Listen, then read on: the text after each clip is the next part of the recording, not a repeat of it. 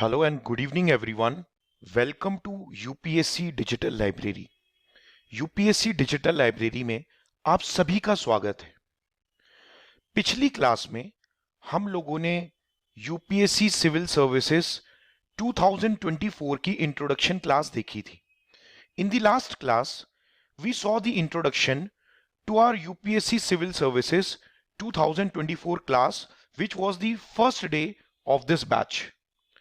In this class, as we are going to start with Indian polity and governance, this would be the introduction class for it. क्योंकि आज की class में हम लोग हमारे subject polity and governance से start करेंगे, तो ये इस सब्जेक्ट की इंट्रोडक्शन क्लास होगी। वैसे तो अगर मैं जीएस पेपर 2 की बात करूं तो उसमें polity, governance and international relations आता है, लेकिन फिलहाल के लिए हम लोग पॉलिटी पर फोकस करेंगे। Well, if I talk about GS paper 2, we have polity, governance and international relations, and don't worry about it as of now. I will show you the syllabus of prelims as well as mains in a few moments. कुछ ही समय में मैं आप लोगों को इस subject का prelims और मेंस का सिलेबस भी दिखाऊंगा, तो आप लोगों को और क्लैरिटी मिल जाएगी। लेकिन बस इस बात का याद रखें कि हम आज की क्लास में थोड़ा सा पॉलिटी पर फोकस करेंगे और इसी की बुक लिस्ट को हम समझेंगे। सो will look at the book list also specifically for polity. So this course would also be beneficial for Combined Defense Services, Central Armed Police Force, National Defense Academy, State PSC examinations, Air Force Common Admission Test and SSC CGL. And it's a request to you guys that in case if you are new to this channel, so please subscribe and press the bell icon so that you get notified about the new videos that would be updated periodically. And at the same time जब आप इस video को open करते हैं, अगर आपको ये video अच्छा लगता है तो आप प्लीज वीडियो को लाइक करके नीचे कमेंट कर दे। Why I am saying all this things to you, मैं ये सब बातें क्यों कह रहा हूं? ऐसा करने से वीडियो की रैंकिंग इंप्रूव होगी and UPSC digital library will reach out to new people who are trying to search for UPSC courses on YouTube. जो लोग यूट्यूब पर यूपीएससी के कोर्सेज या वीडियो सर्च करते हैं, क्योंकि हमारे वीडियो की रैंकिंग इंप्रूव हो जाएगी, ये वीडियो उन तक पहुंचेगा and then will be able to reach out to more and more people. Rest it's up to you, I leave it to you guys. This is about me. पिछले video में मैं पहले ही बता चुका हूं अपने बारे में। I have already told you about myself in the previous video. So I don't believe in directly jumping to the book list. जैसे कई बच्चे कहते हैं कि सर आप तो ये बताओ कि कौन सी बुक से पढ़ना स्टार्ट करें। What would be the book list from which I should immediately start purchasing and start studying? No, that's not the right way of going behind a subject. ये सही तरीका नहीं है। मेरा सवाल आप लोगों से सबसे पहले ये है, आप लोग खुद सोचिए, यूपीएससी सिविल सर्विसेज का अपना एक सिलेबस है। सिमिलरली अगर मैं बैंकिंग की बात करूं तो उसमें ज्यादातर एप्टीट्यूड के क्वेश्चंस होते हैं, रीजनिंग के क्वेश्चंस होते हैं, थोड़े बहुत जीके होती है और इंग्लिश होता है। लेकिन यहां पर हम जब देखें तो जनरल स्टडीज प्योरली एक डोमिनेंट रोल में हमें देखने के लिए मिलती है। We see that unlike the other examinations, here general studies play a very major role and polity, governance and international relations has a very major role. In fact mains के paper में तो 250 मार्क्स का एक अलग पेपर ही होता है। सो इन दी mains 250 number का तो एक अलग पेपर ही होता है इस सब्जेक्ट का। So why do we actually need to study this subject? अब आप लोग में से कुछ लोग बोलेंगे सर क्योंकि सिलेबस में है इसलिए पढ़ना पड़ेगा। Some of you will say because it is in the syllabus we have to study this, but that's not the logical way of that's not the right logical reasoning behind this. You guys need to understand this. If I talk about the entire government that is functioning in our country, अगर मैं हमारे देश की सरकार की बात करूं जो हमारे पूरे देश को चला रही है, एडमिनिस्टर कर रही है, तो पॉलिटी जो है वो उसका एक बेसिक स्ट्रक्चर है। किस बुनियाद पर, किस पिलर पर ये गवर्नमेंट चलती है। All right, if I talk about the pillar or the foundation on which this government runs, so that is polity, if I talk about the central government, if I talk about the state government, if I talk about the parliamentary structure, if I talk about the local administration, if I talk about the constitution, ये सारी चीजें हम लोग polity में पढ़ते हैं. We study all these things in the polity. And remember one thing, guys, at the end of the day, you guys would be a civil servant, and this exam is meant to select civil servant. And what are you actually going to do? You are going to work for the government. And when you actually know that what is there in the constitution, when you understand the basics of constitution, when you know what is administration and how the administration is performed at various levels, at various stages, when you will understand how a parliament actually works, when you will know the roles of union and state government, it is only at that point of time you would be able to frame good policies for the benefit of the citizens. And at the same time, because you know that in this subject we have to study polity as well as governance. What is governance? Governance is basically administration. And in other words, I should also say governance is the way how the state is going to govern the citizens. ये जो सरकार है, ये किस तरीके से हम आम जनता को गवर्न करेगी, वो हम पढ़ते हैं गवर्नेंस में. और जब हमें गवर्नेंस समझ में आनी शुरू हो जाती है, it is when we start understanding the foundation of governance, we start making policies. So there are two roles of an administrator. One is policy formulation, and then the second one is policy implementation.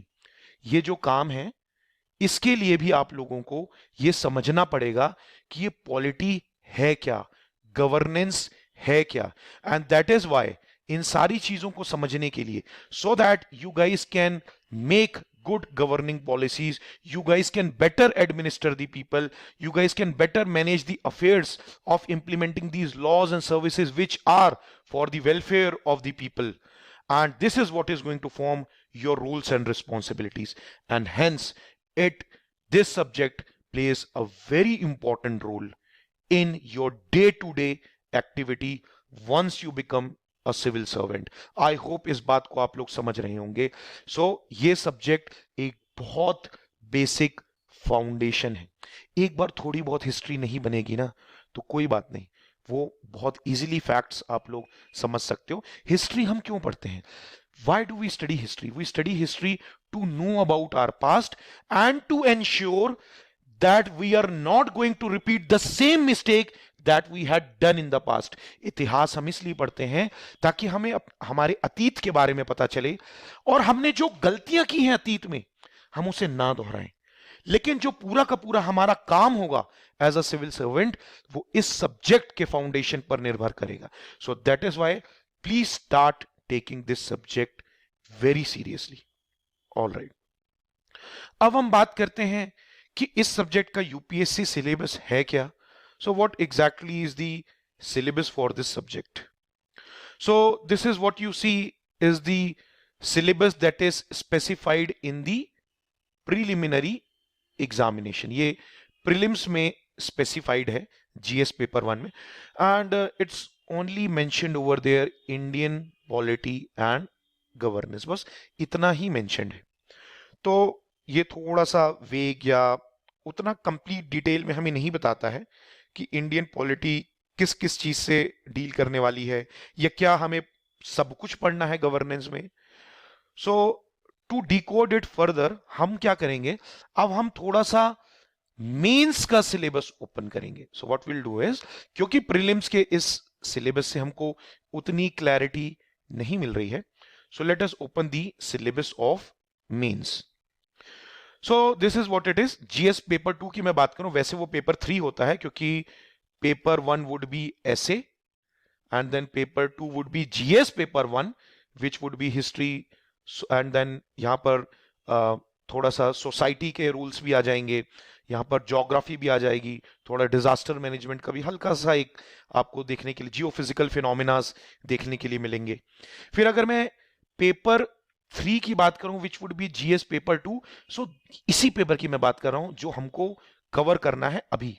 तो इसमें हम पढ़ेंगे governance, constitution, सरकार के जो welfare initiatives होते हैं, the welfare initiatives taken up by the government for the wellbeing of the people, social justice and international relations. So that is why हम लोग इसमें basically polity, governance and international relation ऐसे बड़े बड़े शब्दों में हम इस सब्जेक्ट को डिकोड करते हैं।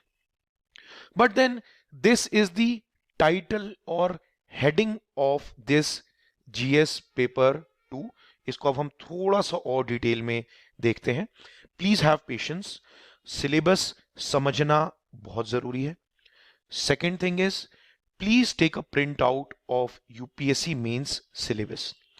आप लोग डायरेक्ट बुक से पढ़ना शुरू नहीं करें, please take a print out और at least keep a soft copy of UPSC mains syllabus and keep it handy with you.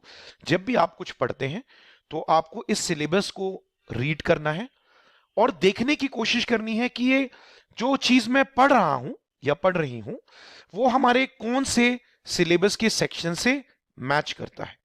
So whenever you study anything related to this subject, you need to go through the syllabus and figure out that the topic that I am studying, at what section of this syllabus is it related to. I hope you got my point.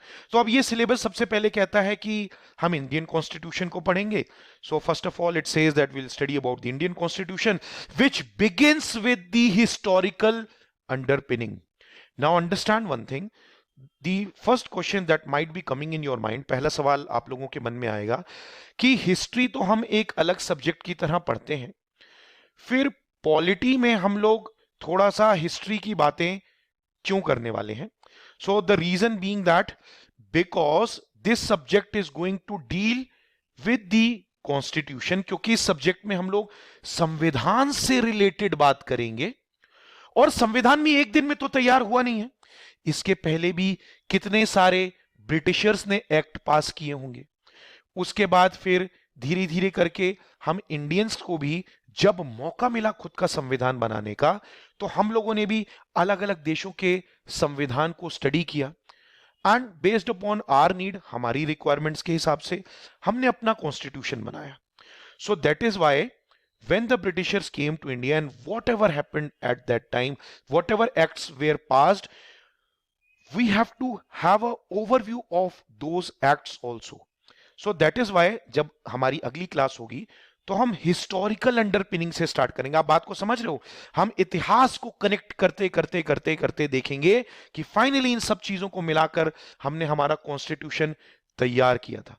So after connecting all the dots of the previous acts passed by the British, we'll have a look as to how the present modern constitution came into the picture. We'll also look at how this evolved. We'll also look at the features of our constitution. हमारे संविधान के क्या features हैं, जैसे it has a federal structure, we have a parliamentary form of government. ये सारी बातें जो इनके फीचर्स हैं, जैसे अमेरिका के कुछ अलग फीचर्स होंगे अमेरिका के कॉन्स्टिट्यूशन के, मे बी बाकी कंट्रीज के थोड़े थोड़े अलग हो, इंडिया का अपना एक अलग फीचर्स हैं हमारे कॉन्स्टिट्यूशन के। So will look at that, will look at some important amendments. हमारे देश में कॉन्स्टिट्यूशन में कौन कौन से इंपॉर्टेंट अमेंडमेंट्स हुए हैं। Will also look at there significant provisions. हम देखेंगे कि जब हमने कॉन्स्टिट्यूशन को अमेंड किया तो उसमें क्या क्या चेंजेस किए, उससे क्या क्या बदलाव आए, what all changes we made to the constitution, what are the provisions specified over there. Basic structure doctrine. What is the meaning of basic structure doctrine? There are some parts of the constitution. See, we all know that parliament can amend the constitution. जो हमारा जो संसद भवन है वो act पास करके वो संविधान में संशोधन कर सकता है, हमारे कॉन्स्टिट्यूशन में चेंजेस ला सकता है। बट फिर आप तो पूरा का पूरा कॉन्स्टिट्यूशन ही बदल दोगे अपनी रिक्वायरमेंट के हिसाब से। So in that case the parliament will do anything whatever it wants and it will change the entire constitution. ऐसा नहीं होना चाहिए, ऐसा नहीं। आर्बिट्रेरी पावर, ऐसी कुछ भी उल जलूल पावर नहीं होनी चाहिए हमारे पार्लियामेंट के पास। इसीलिए सुप्रीम कोर्ट ने कुछ बनाया, एक जजमेंट पास हुआ था, जब हम पढ़ेंगे तो आप लोगों को बहुत मजा आएगा, क्योंकि बहुत इंटरेस्टिंग सब्जेक्ट है। और उस चीज को कहा गया बेसिक स्ट्रक्चर डॉक्ट्रिन, कि कुछ सेक्शंस हैं हमारे कॉन्स्टिट्यूशन के जिसको पार्लियामेंट अमेंड नहीं कर सकती है, क्योंकि ये बेसिक राइट्स हैं ह्यूमन बींग्स के। So there were some provisions of the constitution which the Supreme Court justified that the parliament cannot pass law to amend them, because these are the basic things, basic requirements of our human being. You cannot take these basic rights from the human beings. I hope मेरी बात को समझ रहे हो। जैसे मान लो कि कल मान लो पार्लियामेंट बोलती है कि हमको जो नाराज करेगा हम उसको फांसी पे चढ़ा देंगे, ऐसा थोड़ी होता है। हमारे देश में तानाशाही थोड़ी चलती है। We don't have dictatorship in our country, we live in a democratic country. The people who are sitting at the parliament, we elect them, हमने उनको वोट दिया है। So they do not have this power to make rules in such a way that it can make our life miserable. I hope मेरी बात को आप समझ रहे हैं। इसको और डिटेल में जब बेसिक स्ट्रक्चर डॉक्ट्रिन आएगा तो आप लोग समझोगे। बहुत मजेदार सब्जेक्ट है। अभी तक तो मैंने आप लोगों को सबसे बोरिंग सब्जेक्ट हिस्ट्री पढ़ाया है। हिस्ट्री भी मैं आप लोगों को दोबारा पढ़ाऊंगा, बाय द वे, फिर से सब कुछ स्टार्ट होगा। लेकिन मैं कह रहा हूं जब आप लोग ने हिस्ट्री जैसे सब्जेक्ट में, वैसे वो बोरिंग नहीं है, स्टूडेंट्स ऐसा बोलते हैं कि बोरिंग है। So I never said that history is a boring subject, it is the students who used to say that history is a boring subject. So when you guys said that now we don't feel history as a boring subject once I taught it, so just imagine guys, polity itself is such a beautiful subject, such an interesting subject. It carries a lot of marks in your prelims examination also. More than 20 plus questions would be asked in the prelims examination from this subject. सोचिए इस subject की importance, और ये इतना interesting subject भी है, तो कितना मजा आएगा आपको। अब उसके बाद विल सी कि हम लोग will compare Indian constitution with the other countries. We'll also look at what is the function and responsibilities of the central government, state government, and when there is a clash, because this is a federal structure, दोनों के पास अपनी अपनी powers हैं, तो कभी कभी आपस में कॉन्फ्लिक्ट्स होते हैं, तो चैलेंजेस होते हैं, उनको हम कैसे डील करते हैं, how the powers is divided, और जो फाइनेंसेस होते हैं वो लोकल लेवल तक कैसे बांटे जाते हैं, हमारे यूनियन लेवल पे, स्टेट लेवल पे, फिर लोकल लेवल पे, फिर उसमें भी कई चैलेंजेस आते हैं, तो उसको हम लोग समझने की कोशिश करेंगे। अलग अलग ऑर्गन्स के बीच में पावर कैसे सेपरेट होती है, अलग अलग इंस्टीट्यूशंस के क्या क्या काम है, उनके बीच में जब इश्यूज आते हैं, जब चैलेंजेस आते हैं, कॉन्फ्लिक्ट्स आते हैं, तो उसके हम लोग कैसे डिस्प्यूट को रीएड्रेस करते हैं, उन सबको हम समझने की कोशिश करेंगे। Executive, judiciary, so basically legislative body होता है, एग्जीक्यूटिव बॉडी होता है, जुडिशरी होता है, ये भी मैं आप लोगों को समझाऊंगा। I am going to teach you guys polity from ABCD. So in case if you guys do not know the meaning of executive, you guys do not know what is the meaning of let's say union, state, आपको कुछ भी घबराने की जरूरत नहीं, मैं सब कुछ एक एक करके आप लोगों को समझाऊंगा। ऑल राइट, सो पार्लियामेंट हो गई, स्टेट लेजिस्लेटिव असेंबलीज हो गई, इनका स्ट्रक्चर कैसा होता है, इनमें क्या क्या चीजें होती हैं, स्पीकर क्या होता है, लोकसभा क्या होती है, राज्यसभा क्या होती है, इनके फंक्शंस क्या होते हैं, इनकी जो day to day parliamentary business होता है वो कैसे चलता है, 0R क्या होता है, सेशंस कैसे चलते हैं, ठीक है, ये अलग अलग सत्र क्या होते हैं, सब हम समझेंगे। और इनकी जो पावर्स प्रिविलेजेस हैं उसमें भी इश्यूज आते हैं कभी कभी। Will look at all those things, will look at the different ministries and departments of the government, फिर कई फॉर्मल इनफॉर्मल एसोसिएशंस होते हैं, उनका पॉलिटी में क्या रोल है। Very important salient features of the representation of people's act. So क्या होता है कि आपने देखा होगा उत्तर प्रदेश स्टेट से सबसे ज्यादा मेंबर ऑफ पार्लियामेंट्स होते हैं, वहां पर सबसे ज्यादा MLA होते हैं, छोटे स्टेट से कम होते हैं। तो ये चीजें कैसे की जाती, कैसे हम लोग क्या किया जाता है कि हम डिसाइड करते हैं कि इस स्टेट से ज्यादा रिप्रेजेंटेशन होगा लोगों का। सी रिप्रेजेंटेशन किसका, ऑफ पीपल, तो उसका एक एक्ट होगा, तो उस एक्ट के फीचर्स हम पढ़ेंगे, ये समझने के लिए कि हम लोग किस बेसिस पर ये डेमोक्रेसी चला रहे हैं। किस बेसिस पर हम कहते हैं कि हमारी स्टेट में कम पॉपुलेशन है तो यहां से कम लोग इलेक्ट होंगे, इस स्टेट की ज्यादा पॉपुलेशन तो यहां से ज्यादा लोग इलेक्ट होंगे? इन सबको भी मैं बिल्कुल बेसिक छोटी छोटी टेबल बना बनाकर आप लोगों को समझाऊंगा। फिर कॉन्स्टिट्यूशन की भी कई इंपॉर्टेंट पोस्ट होती है, यूपीएससी की भी एक पोस्ट होती है अलग अलग, तो इनकी क्या पावर्स हैं, फंक्शंस हैं, रिस्पॉन्सिबिलिटीज हैं, वेरी इंपॉर्टेंट। सी, आपने ये वर्ड कई बार सुना होगा, you guys must have heard this word multiple times. There are various constitution bodies, there are various statutory bodies, there are various regulating bodies, there are various quasi judicial bodies, है ना? आपने सुना होगा X Y Z is a quasi judicial body, X Y Z. अब UPSC में ऐसा question भी आता है कई बार, which among the following is a statutory body, A B C D. वैसे अब इतना इजी तो नहीं आता, पहले आता था। तो ये हम कैसे पता चलेगा? ये सब चीजें हम समझेंगे कि कैसे हम बोल सकते हैं कि कौन सी चीज एक कॉन्स्टिट्यूशनल बॉडी है। ऑल राइट, फिर obviously the role of the government is to pass the policies for the welfare of the people. सरकार योजनाएं पास करेगी, क्यों पास करेगी? लोगों के हित के लिए। लेकिन जब योजनाएं भी पास करते हैं तो उसमें भी कई प्रॉब्लम्स आती हैं। उनके जो पॉलिसीज के डिजाइन होते हैं, कभी कभी पॉलिसी में ही प्रॉब्लम होती है, कभी कभी उस पॉलिसी को जब हम इंप्लीमेंट करने की कोशिश करते हैं तब भी प्रॉब्लम आती है। ऑल राइट, इन सब चीजों को भी हम देखेंगे। फिर जब हम थोड़ा सा डेवलपमेंट की बात करें तो एनजीओज का क्या रोल होता है, सेल्फ हेल्प ग्रुप्स क्या होते हैं, कई एसोसिएशंस होते हैं, इंस्टीट्यूट्स होते हैं, इन सब का क्या क्या रोल है। Vulnerable sections of the population, ये मैं चाहता हूं आप लोग मुझे कमेंट सेक्शन में बताएं कि vulnerable sections of the society में क्या क्या आते हैं।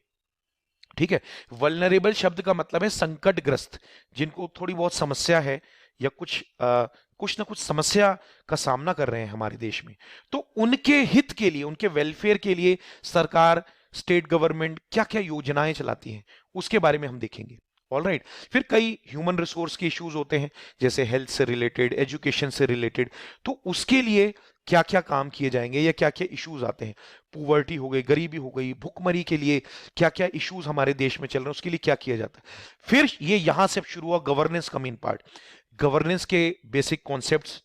हम हमारे देश में बेसिक ट्रांसपेरेंसी कैसे ला सकते हैं, पारदर्शिता कैसे ला सकते हैं, अकाउंटेबिलिटी किसकी होगी। ई गवर्नेंस की हम बहुत बात करते हैं कि धीरे धीरे सब कुछ हमको डिजिटल इंडिया की ओर आगे बढ़ना है, तो ऐसे करके हम लोग ये सारी चीजें देखेंगे। फिर एक डेमोक्रेटिक कंट्री में सिविल सर्विसेज का क्या रोल है, what is the role of civil services in a democracy. फिर हम इंटरनेशनल रिलेशंस भी देखेंगे, that what is the relation of India with its neighbouring countries. And then you guys must have seen कि दो countries के बीच में groups होते हैं, कभी कभी रीजनल ग्रुप्स भी होते हैं, जैसे शंघाई कोऑपरेशन ऑर्गेनाइजेशन, फिर एशियन नाम सुना होगा आप लोगों ने। ऑल राइट, फिर वर्ल्ड लेवल पर भी ग्रुपिंग्स होती है, ठीक है, वर्ल्ड ट्रेड ऑर्गेनाइजेशन होते हैं, डब्ल्यूएचओ होते हैं। तो ऐसे जितने भी हम लोगों ने international groups, regional groups, bilateral groups देखे हैं, उन सब के बारे में देखेंगे, कब वो फॉर्म हुए, उनका मोटिव क्या था, उनके मेंबर्स कौन कौन है, लेटेस्ट में कोई मेंबर बना है क्या, अब उनकी कोई पॉलिसी बन रही है, उनकी कोई डील साइन हो रही है, तो उससे इंडिया को कोई फर्क पड़ रहा है कि नहीं पड़ रहा है। All right, all these things we are going to do. I know some of you might also be preparing to become Indian Foreign Service Officer. आप एज एन एम्बेसडर आप जाना चाहते हो दूसरे देशों में, to represent our nation, to take care of the foreign policies. तो कितना इंपॉर्टेंट है ये सब्जेक्ट आपके लिए, सोचिए इस बारे में। कई इंटरनेशनल इंस्टीट्यूशंस, इन सब चीजों को हम लोग देखेंगे। फिर क्या होता है, because there are many people who are living in abroad, there are Indians who are staying in America, Europe, Middle East, other places. So we have to look at the problems that are faced by the Indian diaspora. Indian diaspora मतलब Indian origin के लोग जो चारों तरफ अलग अलग देशों में निवास कर रह रहे हैं। फिर जो डेवलप्ड कंट्रीज हैं या डेवलपिंग कंट्रीज हैं, जब उनकी पॉलिसीज पास होती हैं कि किसी ने अपने देश में इंपोर्ट पर ज्यादा टैक्स लगा दिया, आयात करने पे ज्यादा टैक्स लगा दिया। अब मान लीजिए कि हम लोग कुछ मेडिसिन के कुछ इक्विपमेंट्स हम लोग मान लीजिए कि पाकिस्तान भेजते थे, एग्जांपल, जस्ट एन एग्जांपल।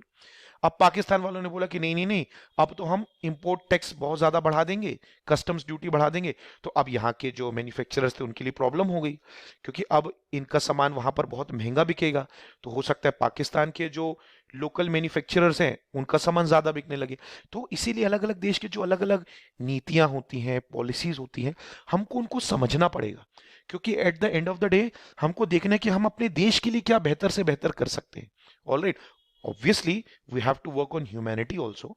उसके लिए हमारे देश की जो फौज है यूनाइटेड पीस कीपिंग फोर्सेस में भी जाती हैं। अलग अलग देशों में जब भी कुछ डिजास्टर होता है, we are the first one to help the different countries. I hope आप मेरी बात को समझ रहे हैं। अब हम बात करते हैं कि सब्जेक्ट की बुक लिस्ट क्या होनी चाहिए। मेरी बात को प्लीज आप लोग बहुत ध्यान से सुनना, don't panic. First thing is you guys have to read NCERTs from class 6 to class 12। Class 6 के तो मैंने वीडियोस भी बनाए हुए हैं। आप लोगों में से जो स्टूडेंट्स जिन्होंने ग्रेजुएशन में भी ह्यूमैनिटीज आर्ट्स लिया था या 11th-12th में भी लिया था, आप लोग 9th से 12th पढ़ सकते हैं। अगर आप लोग को लगता है कि नहीं हम पहले पढ़ चुके हैं, तो आप सिर्फ 11th एंड 12th पढ़ सकते हैं। बट मैं आप सभी लोगों से निवेदन करूंगा, रिक्वेस्ट करूंगा that please study for God sake at least once from class 6 to 12th। Please do it guys, believe me, it will do wonders. अब मुझे पता है आप लोगों में से सभी लोगों ने इस बुक का नाम सुना है, M Laxmikanth. Again very important book, इसको तो पढ़ना ही है। बट देन अगर हम प्रीलिम्स और मेंस दोनों पॉइंट ऑफ व्यू से बात करें, तो ये दो बुक्स भी बहुत इंपॉर्टेंट है। Important acts that transformed India, important judgments that transformed India. कई ऐसे इंपॉर्टेंट एक्ट्स पास हुए हैं हमारे देश में जो कई बार मेंस में हमको लिखने पड़ते हैं। जब हम मेंस में आंसर लिखते हैं ना, तो हमको ऐसे एक्ट्स स्पेसिफाई करने पड़ते हैं, हमको ऐसे इंपॉर्टेंट जजमेंट्स लिखने पड़ते हैं उसमें। इससे हमको एक्स्ट्रा मार्क्स मिलते हैं। कई कई बार तो प्रीलिम्स में भी डायरेक्ट क्वेश्चंस भी आ जाते हैं। तो ये दो बहुत इंपॉर्टेंट बुक्स हैं। वैसे तो मैं इन एक्ट्स, इंपॉर्टेंट जजमेंट्स को भी कवर कराऊंगा हमारी क्लास में, लेकिन मेरी रिक्वेस्ट है कि आप इन दोनों बुक्स को भी एक बार जरूर रीड करें। अगर आपको मान लीजिए नेट से या कोई टेलीग्राम ग्रुप वगैरह से इसकी पीडीएफ मिल जाती है तो पैसे बच जाएंगे आपके, नहीं तो आप इनको खरीद भी सकते हैं। इसके अलावा डेली या तो आप लोग द हिंदू न्यूज़पेपर पढ़ें। अब जैसे मैं अपनी बात करूं, if I talk about myself, so I don't have that much amount of time to read the Hindu newspaper. So what I do is I read insights on India daily current affairs. ये एक website है, बहुत अच्छी website है। इसके अलावा यहाँ से मैं डेली एडिटोरियल भी पढ़ता हूँ। एंड देन फिर योजना मैगजीन में कुछ जो मुझे पॉलिटी से रिलेटेड सिलेक्टिव इंपॉर्टेंट लगता है उसको मैं पढ़ता हूँ। लेकिन अगर आपके पास अच्छा टाइम है तो या तो आप लोग the Hindu newspaper daily read करें या फिर इंडियन एक्सप्रेस रीड करें, और फिर आप लोग इनसाइट्स ऑन इंडिया से डेली करंट अफेयर्स, वो आपका एक रिवीजन का काम करेगा। वहीं से आप लोग डेली एडिटोरियल पढ़ लें, और योजना मैगजीन सेलेक्टिव जो जो इंपॉर्टेंट है, जैसे अब हर महीने जो जो योजना मैगजीन आएगी, मैं ऑटोमेटिकली आप लोगों को इंस्टाग्राम पर यूपीएससी डिजिटल लाइब्रेरी ऑफिशियल पर बताता रहूंगा दैट इस मैगजीन में से ये आर्टिकल इंपॉर्टेंट है आप लोगों के लिए। So I hope you guys are getting my point. और जो भी मैं आप लोगों को क्लासेस में अब पढ़ाऊंगा, तो आप लोग प्लीज उसको भी इन बुक से रेफर करके रीड करते जाना, तो साथ साथ में ही रिवीजन होता रहेगा। So the first important class, historical underpinning, that would be uploaded on Sunday 16th April 9 PM। Why so late? इतना टाइम क्यों? क्योंकि अब ये 3 से 4 दिन में मैं 4-5 वीडियोस रेडी कर लूंगा, ताकि फिर लाइन से 2-2 दिन छोड़ के आप लोगों को रेगुलर वीडियोस मिलने चालू हो जाएंगे। तो मैं नहीं चाहता कि कोई और डिले हो, और I also need some time to collect most of the videos, prepare them, ताकि आप लोगों को फिर कभी मान लीजिए जैसे अभी कल मेरी तबीयत थोड़ी खराब थी तो एक दिन ये वीडियो डिले हो गया। I do not want to delay future videos for you. All right, so I hope this video was beneficial to all of you, and thank you everybody for watching. God bless you.